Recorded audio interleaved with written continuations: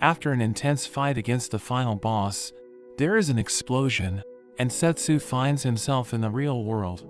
As he daydreams, he is approached by his childhood friend Yuhi, but Setsu doesn't want rumors to spread about them, but Yuhi doesn't care, pointing out how long his hair has gotten, saying it makes him look gloomy, so she offers to cut it for him. Setsu appreciates her and agrees to let her cut his hair. Setsu wonders how things are going in the other world, but the sky suddenly turns dark and a magic circle appears under them. Yuhi is shocked, but Setsu senses a familiar feeling. There is a blinding light, and the students are all transported to another world. The students wonder what is going on, and Setsu realizes he has returned to the other world. They suddenly hear a noise, and there are demon knights that approach. But Setsu can sense they are being controlled by a cursed energy. As the demons get closer, they start charging at them, and the students run away. They seem to target Setsu, but Yuhi jumps on him to protect him. The demon is about to hit them, but with just a flick of his finger, he sends the demon flying. Yuhi is confused about what happened, but Setsu starts leading her away. They see an army of soldiers that come charging past them, and the soldiers engage against the demons. The men struggle, but there is a squadron of mages that unleashes fire on the demons, and they manage to take some of them out. As the battle continues, the students watch on, and Setsu finds it strange, because the war against demons should have already ended. A girl named Elka arrives, telling them it's dangerous, and they should get to safety. It seems Setsu recognizes her, and Elka is joined by the royal knight Glain, and he commands his men to charge against the demons. Glain cuts one down, and Elka uses her ice magic to rain spikes down on them. Yuhi is impressed at their strength, and Setsu leads her to safety. The students make it to the city, and they meet the king, who calls them heroes. The king explains that they are being invaded by demons, similar to the war they had 5 years ago, but they were saved by a hero from another world, and the princess thinks that this is destiny once again, bringing them heroes to save them. The princess asks for their help, but the students are concerned, since they don't know how to fight, but they have no other options, and agree to help. The princess thanks them, and the students head to their rooms, but Setsu promises he will keep Yuhi safe. The next day, the students begin their training with Glain, and Elka teaches them how to use magic, which requires having a strong mental image of the magic you want to use. The girls practice, and it seems Yuhi has some talent for it. Setsu is impressed seeing this, but as he walks around, he is confronted by Elka, who thinks he is slacking off on his training. Setsu doesn't care what she thinks, but his attitude reminds her of the hero from 5 years ago, saying he was selfish and egotistical.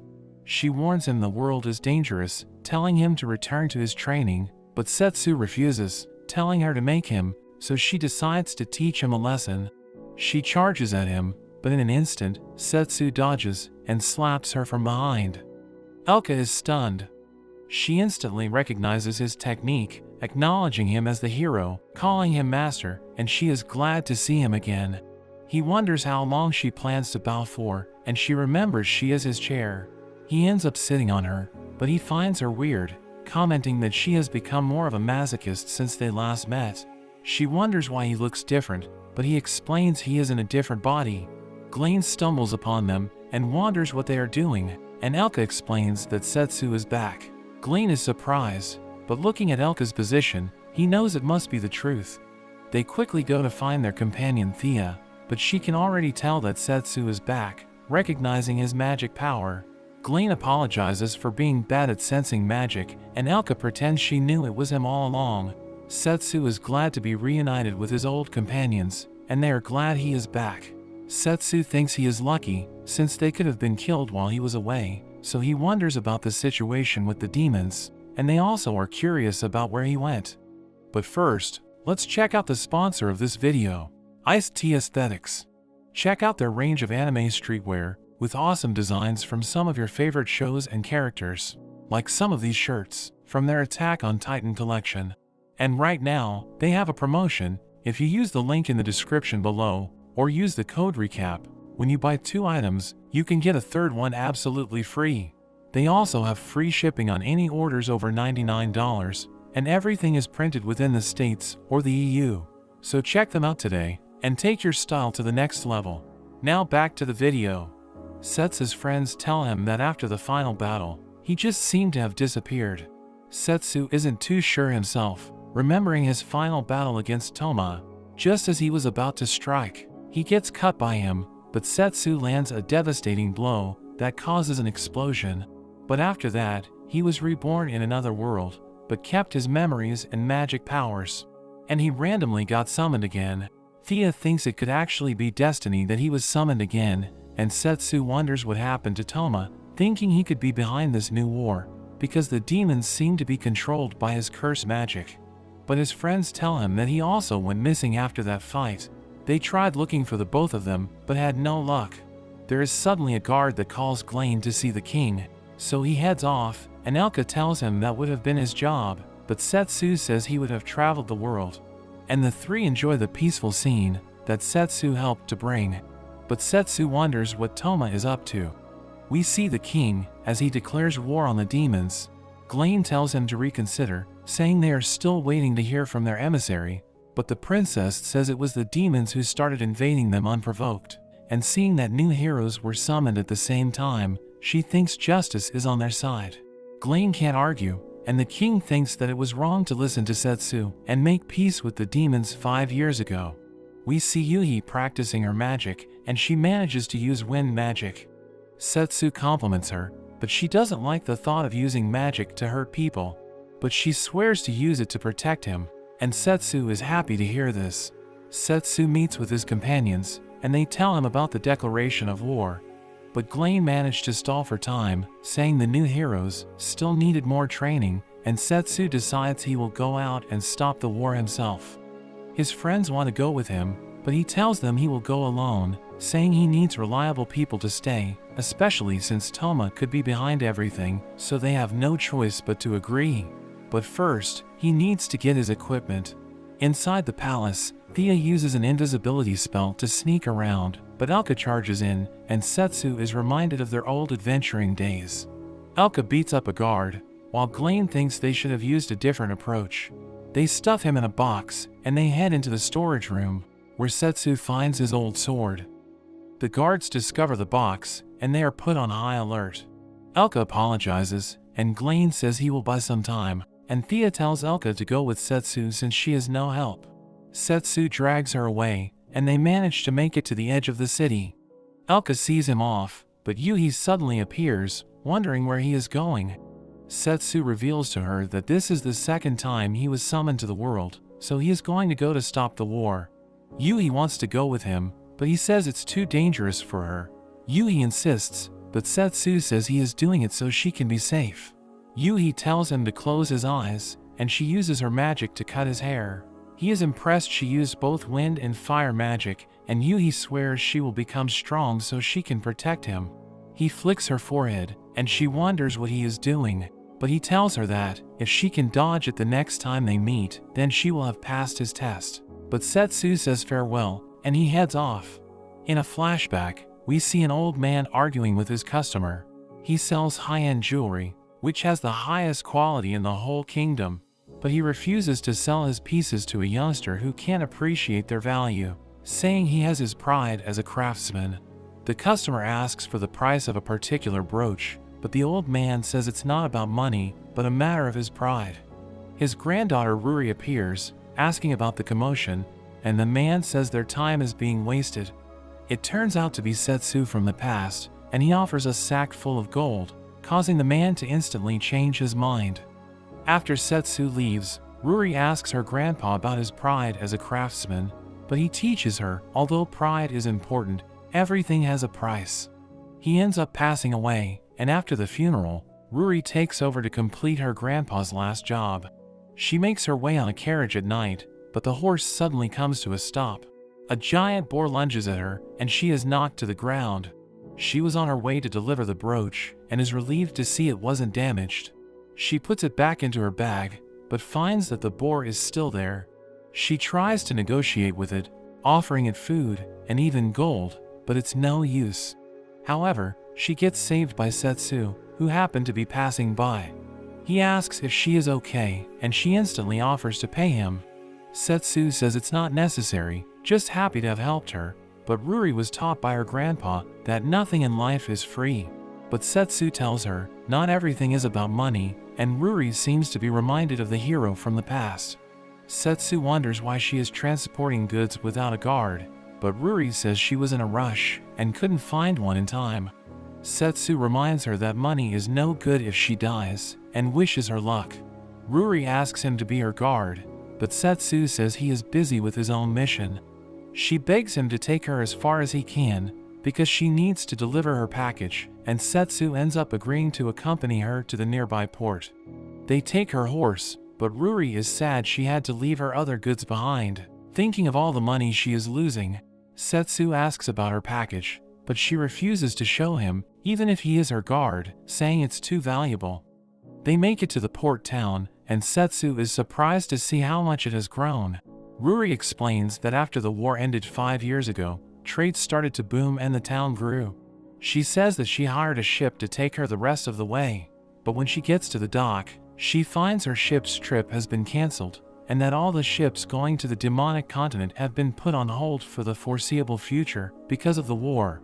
Ruri is determined not to give up, so she asks around all the other ships, but everyone thinks she is crazy, wanting to go to the demonic continent during a war. Setsu watches her, and decides he should help her out. But she is suddenly approached by some knights, who claim to be conducting port inspections.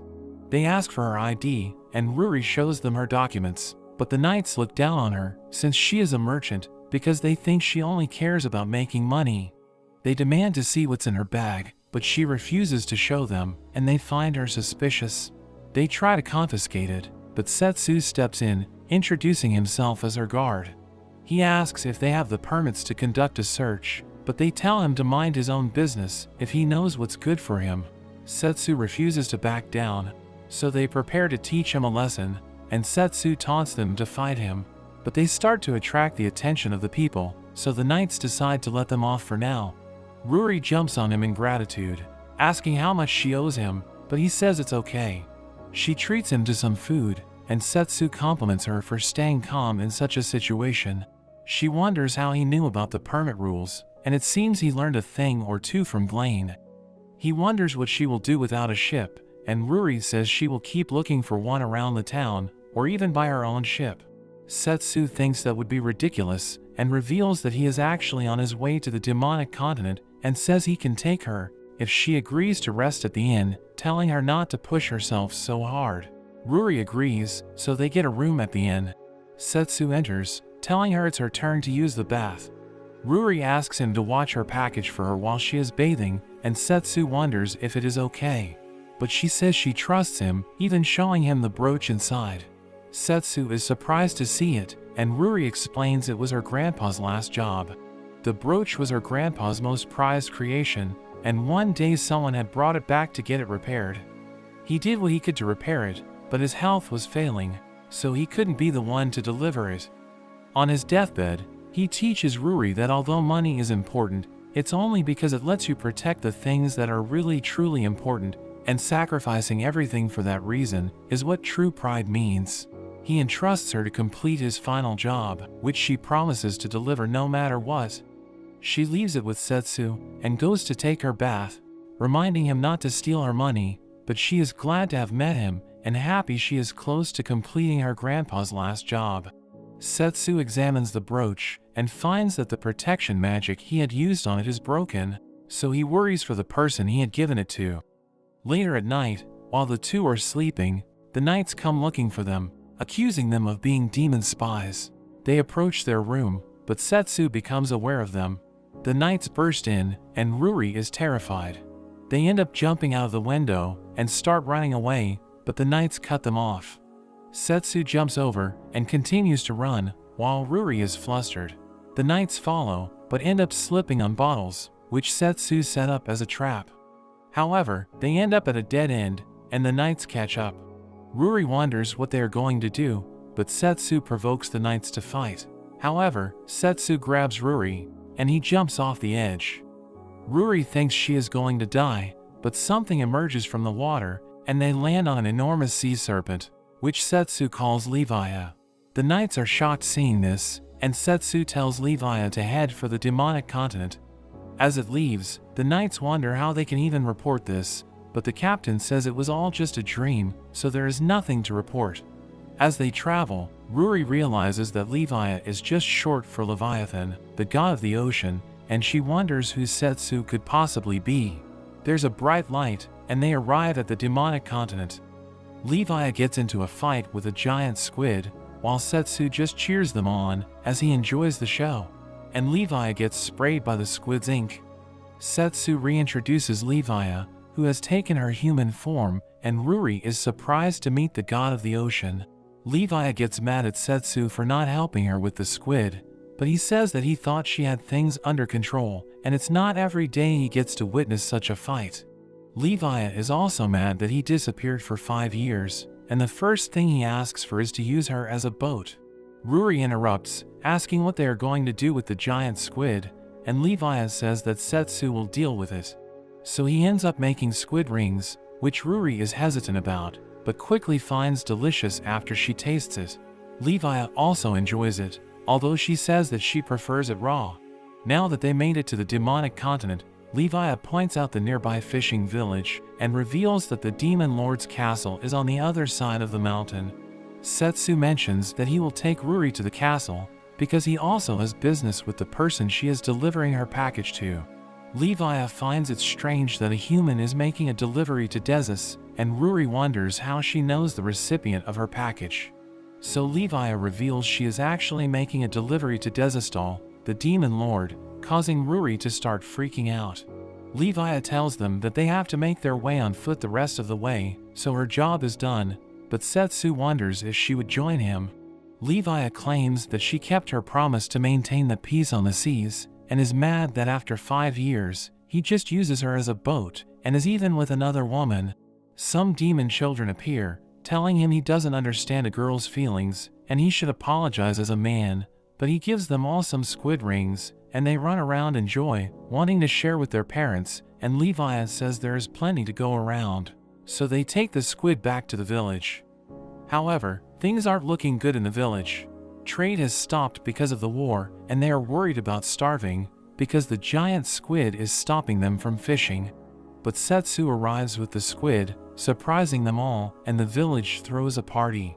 Levi is praised as a god, being served their finest wine and their best sushi, but she says she likes it better when it's raw, but the man thinks it was already as raw as possible. Ruri serves the squid rings, while Setsu works on cooking them.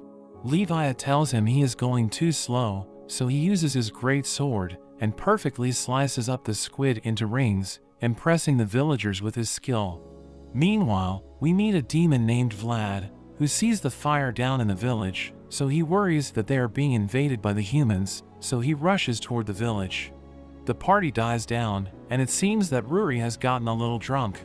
She wonders how Levi met Setsu and the demon lord. So Levi tells her that 5 years ago, Setsu tried to cross her ocean without permission, so they fought, and he ended up dragging her around to help him stop the war. But in reality, the war caused her to go on a rampage, and Setsu beat her with a single punch. Levi wonders how she didn't know, because Setsu should be the great hero in the human kingdom, and Ruri suddenly realizes his true identity, which explains how he is so strong, and how he knows Desus the demon lord. She asks if Levi is angry at Setsu, but she is actually just glad that he is back. Ruri wonders if she loves him, but Levi says it would be impossible for her to be in love with a human, although she admits to waiting for him to return. There is suddenly an explosion as Vlad bursts into the village, but he soon realizes they are just having a party, and some children offer him some of the squid rings. Setsu sells all his squid rings, while Levi and Ruri sit by the ocean. Levi uses her magic to catch some fish, finding it best when it's fresh. Vlad apologizes for his behavior, and Setsu joins them. Vlad is able to recognize him, even in his new body. Setsu wonders what the demon lord's most trusted officer is doing out of the castle, and Vlad reveals he was looking for Levi. He is glad to find Setsu as well, and he begs them to save the demon lord. He reveals that Desus is being asked to marry a man named Terran Sneeder, which Levi thinks should be a happy occasion, but it's really a subjugation through a curse.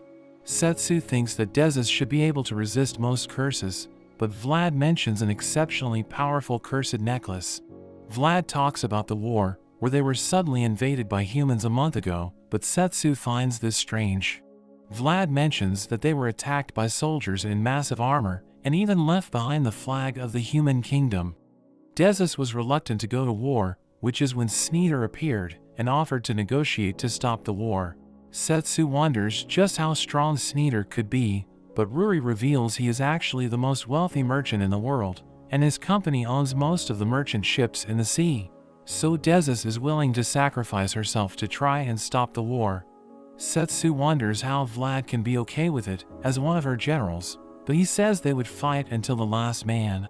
However, Levi knows that Desus is doing this because she made a promise to him that she would maintain the peace, and Levi calls her a fool for clinging to such a promise to someone who disappeared, but she decides to help her. Vlad warns them that the road to the castle is crawling with monsters, but Setsu says he will take care of everything by the time he gets there, and they start running straight toward the castle. He is reminded of the time that they attacked the Demon Lord's castle together, but they are soon approached by some wolves.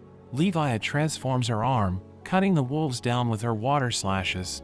She wonders what their plan is, and Setsu says they are going to stop the wedding and blow away the Sneeder guy. Levi wonders how he will stop the war without the backing of Sneeder, but Setsu thinks he is the one behind the war. Since the demons think that the humans were the first to attack, and the humans think the opposite, it's clear that someone else is trying to start this war, so Sneeder definitely seems suspicious. Although he might not be the mastermind, Setsu thinks he must know something. They are attacked by more wolves, but Levi shoots jets of water from the ground and takes them all out. Setsu is impressed at her strength even on land, and he wonders if she has gotten stronger. They continue on their way, and Levi thinks about her time with Setsu. Because 5 years ago, she just slept at the bottom of the ocean, not caring about the things happening above, but after she met Setsu, and going around with him, she realized the beauty of the world, and chose to protect it, not only because it was a promise that she made, but because it's her own will. She refuses to lose to Desus, telling Setsu that she likes his squid rings even better than when it's raw, so he promises to make her more whenever she wants. They arrive at the Demon Lord's castle and prepare to face Desus. In a flashback, we see Desus as she fights to protect her people, but in the end, Setsu defeats her, but he offers to make peace and gives her the brooch as a token of his sincerity. After some time, Desus learns about his disappearance, but even though he is gone, she thinks about her promise to him to keep the peace.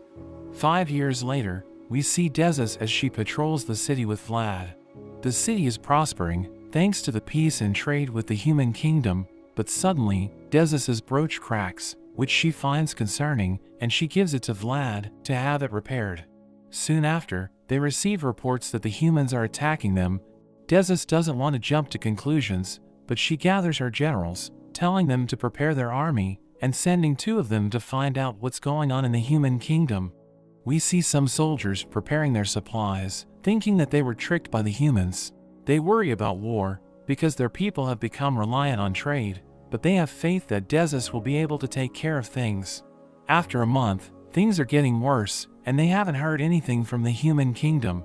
Desus thinks that her people won't be able to last if the war continues, but it's at this moment Vlad tells her that Terran Sneeder has come to meet her. The demon generals are outraged, as Sneeder offers to use his power and influence to end the war, but in exchange, Desus must agree to marry him, but in reality, she would become his slave, thanks to his necklace with the curse of servitude. Vlad tells her not to consider the deal, but she stops him, saying she'll think about it. Sneeder takes his leave, but wonders how much longer they can hold out for. As Desus considers the offer, she thinks back to her promise with Setsu, thinking this may be the only way to keep it. Vlad enters, telling her not to accept such a ridiculous offer, and telling her that all her men are ready to fight for her to the death, but it's for this very reason that she must accept the deal. She wonders if she is a fool, but Vlad refuses to give up, and leaves to find another way. We see Sneeder as he meets with a shady figure. Everything is going according to their plans, and they will soon have control over the demonic continent. We find out that they were the ones who sent the armored soldiers to start the war, but Sneeder suggests it's time to pull them back, not wanting to escalate things further, but the man refuses. Sneeder thinks that they have achieved their goal of obtaining the demonic kingdom, but the man says that this is the will of his master. On the day of the wedding, the demons aren't happy, but the ceremony begins, and Desus walks down the aisle. The priest tells them to exchange their vows, so Sneeder gives a speech about how he will become a demon lord as their new master, but swears to help end the war. Desus thinks about Setsu, but she accepts her fate, only wishing that she could see him one last time. Sneeder goes to put the necklace on her, but there is suddenly an explosion as Setsu makes his appearance, saying that he is there to rescue her. As Ruri and Vlad make their way to the castle, they see the explosion from the distance, and Vlad is glad they made it in time. Sneeder wonders what he is up to, calling for his guards to protect him, but Levi gets in the way, taking out the guards with her water blasts. Desus is glad to see her, but Levi tells her that she looks better in black. Sneeder's associate appears and attacks using shadow magic. Levi tries to dodge it, but she gets caught and her movements are frozen. The man prepares to finish her off with his shadow magic, but as he attacks, his magic is suddenly shattered, as Setsu appears behind him and blows him away. Setsu prepares to make him pay for making Desus cry, but the man recognizes Setsu, saying that his master will be most interested to hear about his return. He attacks once more, but Setsu catches the shadow and cuts right through it. The man jumps away, launching another attack, but Setsu just shrugs it off, jumping up behind him and kicking him down. Setsu wonders if that's all he's got, but the man decides to prioritize his report to his master. So he destroys the wall, making a smoke screen, and he makes his escape. Setsu tries to look for the man, but Desus rushes over, overjoyed to see him again. Setsu is glad she is okay, but Levi breaks up the reunion, pointing over to Sneeder's men. The bodies disappear, and they learn that the men were made out of cursed energy. As Setsu examines the necklace, he thinks that Toma must really be the one pulling the strings. Desus wonders what they should do next, and Setsu thinks that if they are really up against Toma, then he will need to visit the Beast King Regulus to gain the support of the Beastman. Levi wonders if they are leaving right away, exhausted from fighting all night. Ruri and Vlad arrive, as Vlad worries about all the damage in the castle. Ruri gives the brooch to Setsu, saying that he should be the one to give it back to her, so he helps her put it on, saying that black is more her color. The guards start cleaning up the castle, and Sneeder is arrested. Desus says farewell, wanting to go with Setsu, but she can't just leave because she is the leader of her people. But Setsu tells her that once he stops the war, he will take her wherever she wants to go. Ruri decides to stay behind, saying that Desus is letting her open a shop as thanks for her help. Setsu bids them farewell as he and Levi head off for their next adventure. But that's how this video ends. I hope you enjoyed the video. Remember to like and subscribe to the channel. Thanks for watching, and I'll see you next time.